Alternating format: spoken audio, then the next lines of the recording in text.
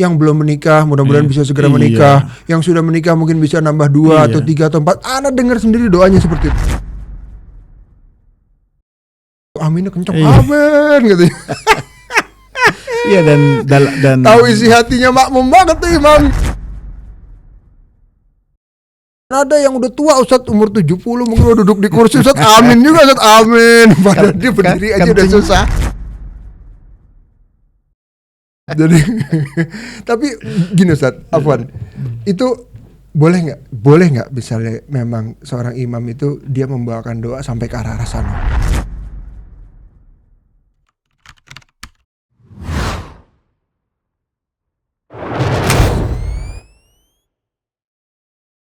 Nah ini Ustadz, fenomena lagi nih Ustadz, yang kita lihat di masjid-masjid sekarang, dan kita banyak juga dari teman-teman yang udah pernah ngaji nih Ustadz, menikmati hal tersebut juga Ustadz, yang dimana mungkin mencontoh dari bacaan kunut yang ada di Masjidil Haram Ustadz.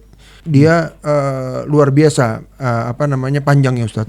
Dia berdoa, tapi begitu dibawa di masjid-masjid kita, di lingkungan kita, itu mungkin agak sedikit ditambahin dengan nangis-nangisnya itu Ustadz.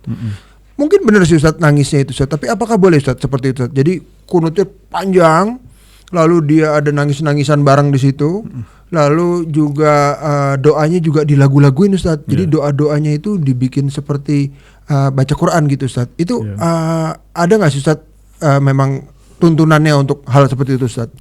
Ini pembahasan yang panjang.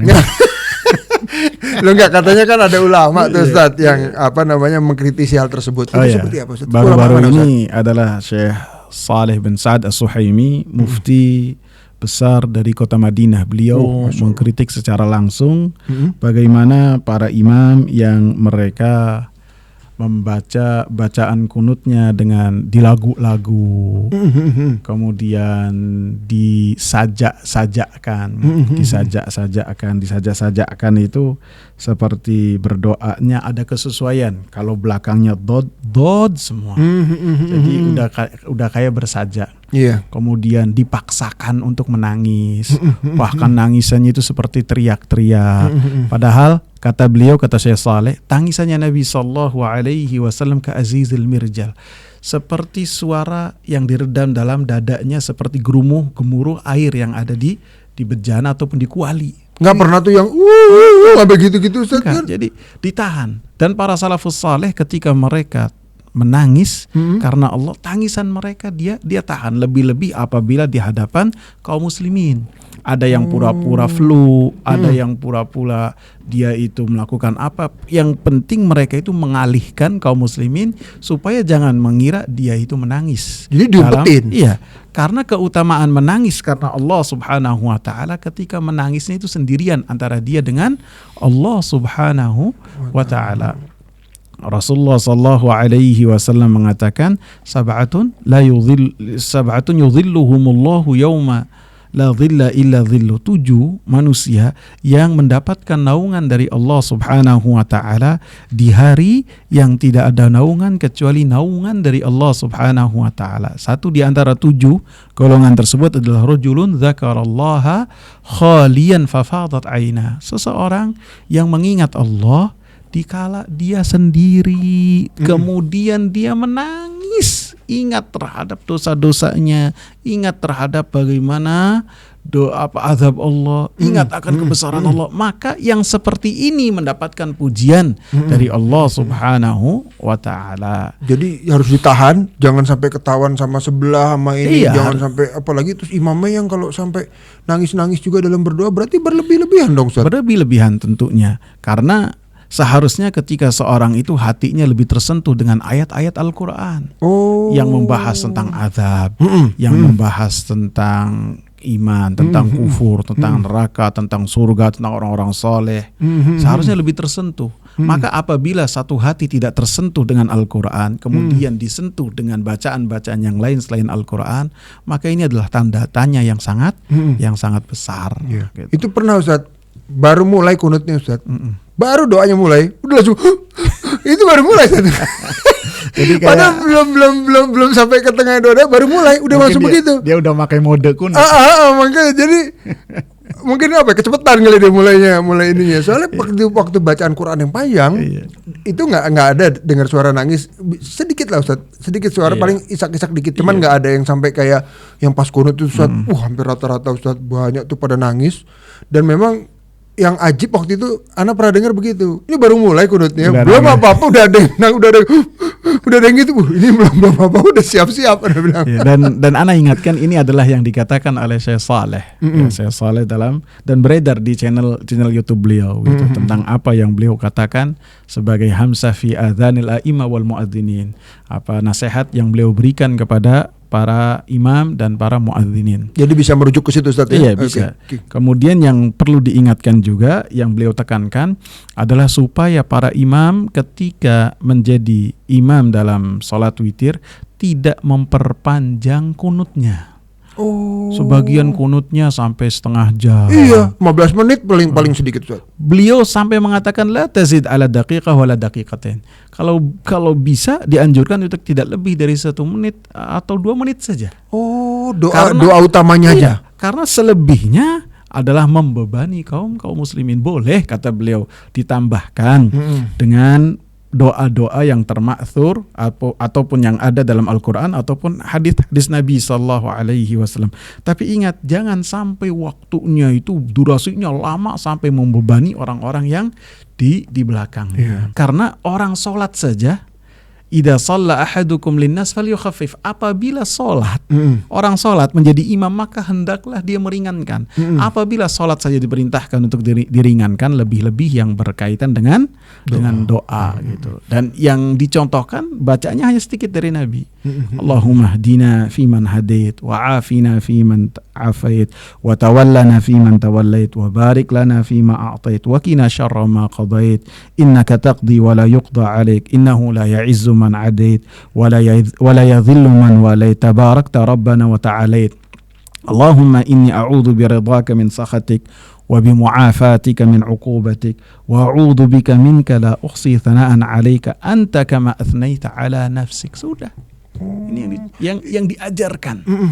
Ini ditambahin Ustaz sampai yang kira-kira ya mungkin pada senang kali ya, yang belum menikah mudah-mudahan bisa segera menikah, yang sudah menikah mungkin bisa nambah 2 atau 3 atau 4. Ana dengar sendiri doanya seperti itu Ustaz. Dan ini termasuk berlebih-lebihan dalam berdoa. Tapi aminnya kencang Ustaz. Begitu yang sampai doanya sampai begitu, aminnya kencang. Amin gitu. Iya dan tahu isi hatinya makmum banget tuh imam gitu. Dan dalam dalam doa ini tidak boleh dinyanyikan, tidak boleh dilagu-lagukan. Tidak boleh. Iya. Para sahabat tidak pernah melakukan hal tersebut. Bahkan Ibn Taimiyah termasuk mengkategorikan nyanyian-nyanyian seperti di gereja. Allah musta'an. Jadi ketika membacanya tidak harus seperti membaca Al-Quran, tidak. Doanya dengan doa yang penuh khusyuk, yang khusyuknya itu datang dari apa yang dibaca. Allahumma hdina fiman hadait wa afina fiman afait. Tidak dibacakan seperti dia membaca Al-Quran. Kemudian ketika mengamini juga, orang-orang yang sholat dalam malam-malam bulan Ramadan ini harus jeli. Ketika imam itu berdoa, apakah dia itu memuji atau meminta kepada Allah? Okay. Apabila dia memuji Allah Subhanahu wa taala, maka tidak boleh mengucapkan amin. Iya. Tapi apabila imamnya itu meminta kepada Allah, maka mengucapkan amin. Paham nggak? Perlu kasih contoh? Iya, contoh Ustaz. Kayak misalnya di sini, Allahumma hdina fiman hadait. Ini permintaan, minta. Amin. Wa afina fiman afait. Amin. Wa tawallana fiman tawallait. Amin. Amin juga. Wa barik lana fima a'tait. Ini doa semua. Wa qina syarra ma qadait.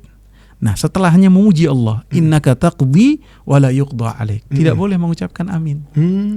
Karena apabila mengucapkan amin, seakan-akan pujian yang kita sebutkan kepada Allah belum terjadi. Oh iya, betul. Karena amin kan artinya kabulkanlah. Iya. Innaka taqdi wa la yuqda 'alaik. Engkau ini yang memutuskan dan tidak ada yang memutuskan kepada engkau. Ini pujian kepada Allah.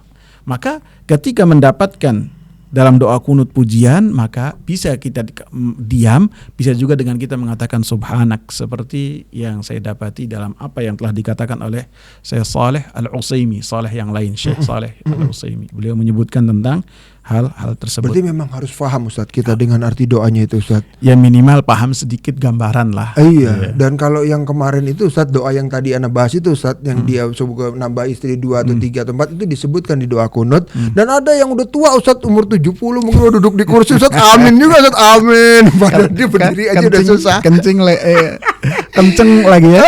Kenceng amin ya Ustadz, padahal dia berdiri aja udah susah. Jadi maksudnya sholatnya udah duduk gitu kan, udah ini cuman karena dia mungkin dia paham sedikit-sedikit kesempatannya deh, amin katanya Ustadz.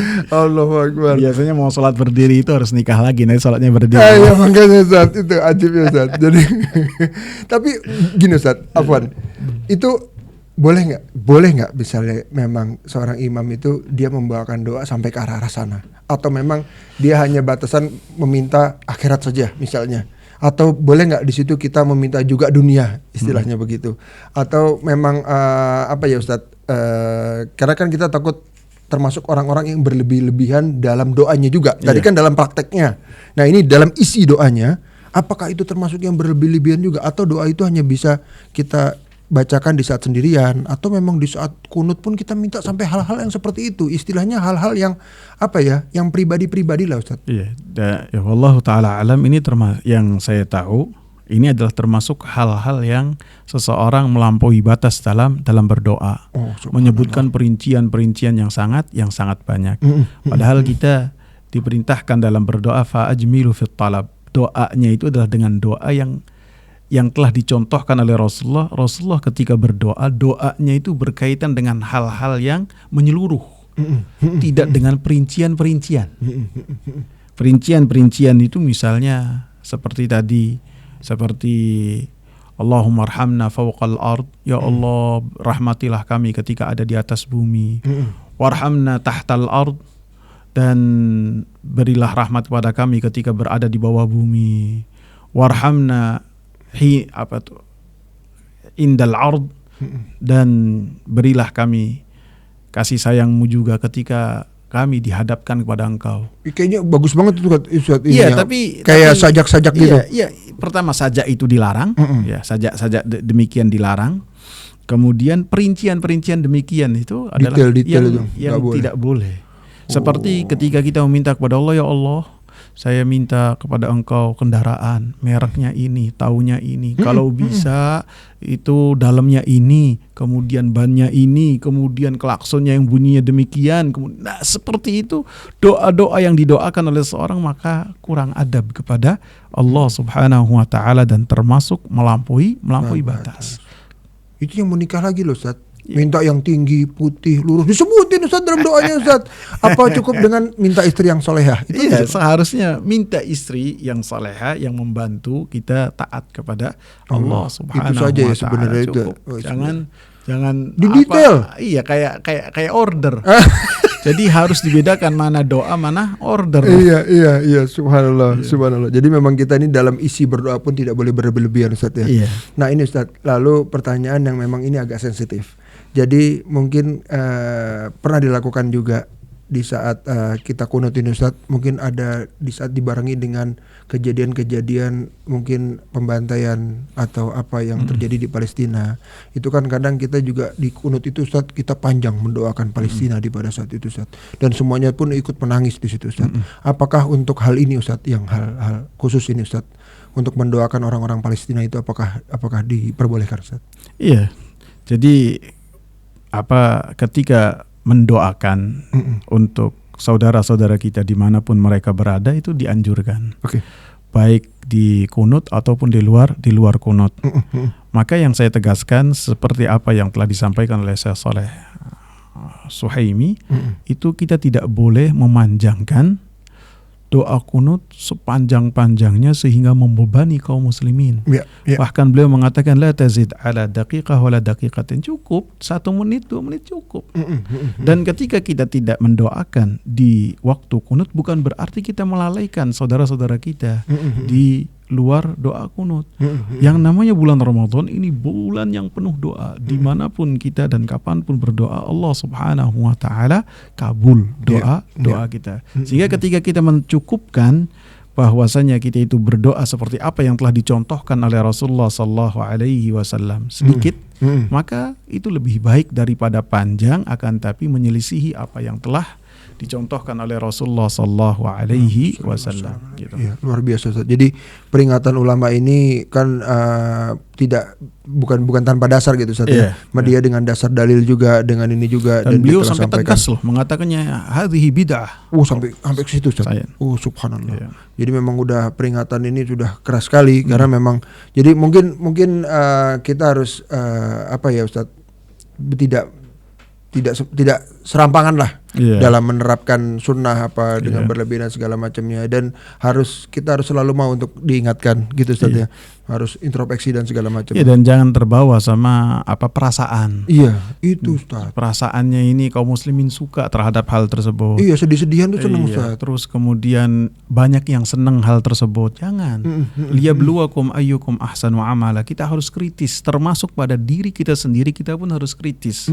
Apa yang kita lakukan ini sesuai apakah tidak dengan apa yang ada pada diri Rasulullah sallallahu alaihi wasallam dan dipahami dan dicontohkan dan diamalkan oleh para sahabat ridwanullahi alaihim. Para sahabat tidak suka ketika doa itu melagu-lagukan, maka kita tinggalkan karena mereka lah murid-murid terbaik Rasulullah. Para sahabat ketika berdoa tidak memperinci seperti order tadi, maka kita harus mengikut. Para sahabat ketika berdoa tidak sajak, dan ketika mereka berdoa, doa mereka penuh dengan khusyuk dan takut kepada Allah Subhanahu wa ta'ala. Kalau kita tidak bersuri tauladan kepada para sahabat yang mana mereka adalah murid Rasulullah, dalam doa mau kepada siapa kita lagi untuk bersuri tauladan? Iya, betul. Jadi memang harus terus melihat ke sana Ustaz ya. Kalau para sahabat itu tidak begitu, ya kita jangan sampai begitu. Jangan kita adukan dengan kata Syekh Fulan misalnya, di masjid ini melakukan ini, misalnya Masjidil Haram, masjid ini bukan patokan gitu. Karena juga di sana juga ada ulamanya juga Ustaz yang ngingetin ya. Tapi yang sekarang sih kayaknya udah mending Ustaz, udah nggak terlalu sepanjang seperti dulu. Zaman dulu kan saya sudes tuh kalau udah ini Ustaz kunut Ustaz panjang 40 gitu. 40 menit. Makanya. Sekarang udah enggak loh Ustaz gitu ya. Udah enggak, udah ringan, udah ini mungkin ada ulama lagi yang lebih tinggi lagi. Yang tadinya doa kayak gini. Apa gitu? Lemes. Lemes Ustaz. Subhanallah. Nah itu kalau sampai kejadian sampai seperti itu Ustaz, itu disalahin nggak makmum ya Ustaz? Misalnya terus yang tadi yang mengangkat tangan, saking udah pegelnya akhirnya diturunkan tangan. Hatta membatalkan juga nggak disalahkan. Oh gitu ya? Kan ketika Rasulullah mendapati Mu'adz ibn Jabal sholat dengan baca Al-Baqarah, kemudian ada yang membatalkan.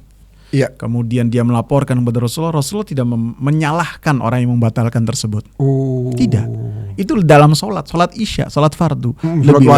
Lebih kunut karena dia kepayahan. Udah, saya nggak bisa ngelanjutin karena nggak kuat gitu. Tidak mengapa ya Ustaz ya.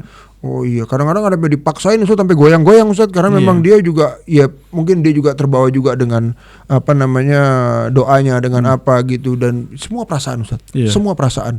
Dan yang datang lagi ke sana pun kadang khusus pengen kunut ya. Pengen kunut dia pengen kunut. Kenapa? Di kunut itu dia khusyuk dan dia berharap di saat doa itu Ustaz, di saat malam Lailatul Qadar. Nah, ini Ustaz. Malam yang lebih baik daripada 1000 bulan. 1000 bulan? Ya.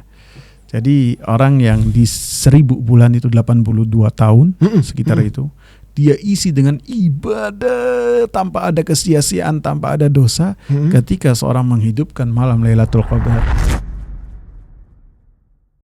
karena di malam tersebut ditakdirkan untuk 1 tahun ini apa saja yang terjadi. Penting dong. Siapa yang akan haji, siapa yang akan menikah, dan siapa yang wafat, maka ditentukan pada malam Lailatul Qadar. Assalamualaikum. Hada sa'il yaqul ana imam min ihda al-jawami' bil Madinah an-Nabawiyyah wa fi salat al-witr aqrab bil-tariqah as-sahihah duna talhin. فبعض المصلين يتضايقون ويقول اختلف بالمساجد الكبيرة فهم يلحنون في الدعاء. التلحين بدعة. التلحين في الدعاء بدعة. التلحين في الدعاء بدعة. يجب على أئمة المساجد أن ينتبهوا لثلاثة أمور. وأنا أرسلت الشيخ محمد أرسلت المذكرة. أنا كتبت مذكرة وزعتها حتى على أئمة الحرمين ومؤذني الحرمين الشريفين. هذه المذكرة وادخلوا على تليجرام الخاص بي تجدون هذه المقولة بعنوان همسة في آذان من؟ الأئمة والمؤذنين. همسة في آذان الأئمة والمؤذنين. بينت فيها بعض الأخطاء التي يقع فيها الأئمة والمؤذنين. فمن أخطاء الأئمة تلحين الدعاء. انظروا إلى دعاء البارحة. الشيخ محمد برهدي جزاه الله خيرا، ما رأيكم في دعاء البارحة؟ صحيح جميل جدا، جزاه الله خيرا، قدوة، وهو ولله الحمد يعني كان من تلاميذنا. فهذا الدعاء الصحيح، تقول اللهم اهدنا فيمن هديت وعافنا. بالله أسألكم بالله، الخشوع هل هو في الصياح بالدعاء ورفع الصوت والتكلف والسجع أم في الهدوء؟ في الهدوء. قارن بين اللهم اهدنا فيمن هديت وعافنا فيمن عافيت وتولنا فيمن توليت. هنا يكون الخشوع. أما إذا أخذ يتقعر بأعلى صوته ويصوت ويخترع أدعية بعضها مسجوع وبعضها قد تكون فيها بدع دون أن يشعر. بعضهم يقع في دعاء بدعي وهو لا يدري. نسيت العام الماضي مر بي كلمتان دعا بها أحد الأئمة داخلة في البدع. فانتبهوا، اقرأوا هذا المقال لعل الله أن ينفعني وإياكم به. اقرأوه. وقد حذر النبي صلى الله عليه وسلم من السجع. حذر النبي من السجع، وحذر من المبالغة في الدعاء، وحذر من الإطالة. الإطالة تؤذي الناس، تؤذي المصلين.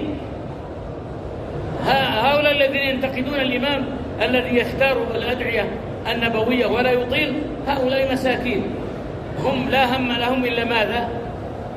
إلا اللحن فقط، لأن كثيرا منهم ألف الأغاني فيحب الأغاني وما شابه الأغاني. هذه الألحان التي يفعلها بعض الأئمة في المساجد أشبه ما تكون بالغناء. والله غناء، كأنه يغني، كأنه في مرقص، كأنه في مسرح. هذا غناء لا يجوز، محرم، بدع، خرافات، ويخشى أن لا يقبل. لأن البدعة إذا دخلت يخشى أن تبطل البدع، بعض البدع يخشى أن تبطل العمل. انتبه. دع الذين يلحنون، لا تذهب إليهم، اتركهم. ولا ينبغي أن يزيد على دقيقة ودقيقتين. يا أخي الدعاء القنوت الثابت عن النبي صلى الله عليه وسلم هو هذا: اللهم اهدنا فيمن هديت وعافنا فيمن عافيت وتولنا فيمن توليت وبارك لنا فيما أعطيت وقنا شر ما قضيت إنك تقضي ولا يقضى عليك إنه لا يذل من عاديت ولا يعز من عاديت ولا يذل من واليت تبارك ربنا وتعالى. اللهم إنا نعوذ برضاك من سخطك وبعفوك من عقوبتك وبك منك لا نحصي ثناء عليك أنت كما أثنيت على نفسك. إن زدت بعض الأدعية النبوية الأخرى في حدود المعقول. أو من الكتاب. نعم. أو من الكتاب ربنا لا تزغ قلوبنا بعد إذ هديتنا. يعني الكتاب الذي هو دعاء، ما قراءة القرآن على أنه قرآن في الركوع والسجود والرفع من الركوع لا يجوز. لكن إذا أخذت الأدعية القرآنية لا بأس. ربنا آتنا في الدنيا حسنة وفي الآخرة حسنة وقنا عذاب النار. أقول إن اخترت من الأدعية الثابتة في القرآن والسنة فهذا شيء طيب ومبارك. أما التكلف والتقعر والصياح ومحاولة البكاء المتكلف، إن جاءك خشوع وبكيت دون تكلف لا، يعني إن شاء الله تؤجر على ذلك خشوع. لكن التقعر بالبكاء بصوت عالي هذا والله مخالف للسنة، والله إنه مخالف للسنة. وبلغوا هذا لجميع الأئمة الذين تعرفونه. كذلك يعني المؤذنون، طيب كذلك المؤذنون يجب أن يتقوا الله. يعني 4 أخطاء في الأذان حتى في الحرمين أحيانا. واحد يقول الله أكبر، هل هناك ألف بعد الباء؟ ها؟ أو يقول أشهد أن لا إله، ما تظهر الهمزة ما تظهر. بحكم اللحن يقول أشهد أن لا إله إلا الله، فيه واو وفيه والهمزة لا يذكر. أيضا لا إله إلا الله زيادة ألف. حي على الصلاة، حي على الصلاة بدون ألف. جمهور المؤذنين يقعون في هذه الأخطاء. يضاف إلى هذا اللحن المفرط في الأذان. الإمام أحمد جاءه مؤذن فقال إني أحبك، فقال الإمام أحمد ولكني أكرهك. قال إني أحبك، قال ولكني أكرهك. قال لماذا؟ قال لأنك تطرب في الأذان، لأنك تطرب، تغني يعني، لأنك تغني بالأذان. قال أنا أكرهك. قال لماذا؟ قال لأنك تغني بالأذان، تطرب بالأذان. وأكثر المؤذنين لا هم لهم إلا الطرب، يعني لا أمنع من تزيين الصوت، لكن أن يتحول إلى طرب وغناء وتلوين وتشكيل بالصوت. يقول حي على الصلاة، يهتز كأنه بمطر. هذا لا يجوز، والله إنه محرم، والله إنه بدعة، والله إنه غير مقبول. انتبهوا أيها المؤذنون، لعلكم تكونوا من أطول الناس أعناقا يوم القيامة. أخشى أن يفسد عليكم ذلك هذا التلحين والإطراب الزائد. فاتقوا الله تبارك وتعالى، واتقوا يوم ترجعون فيه إلى الله، ثم توفى كل نفس ما كسبت وهم لا يظلمون. نسأل الله الإخلاص.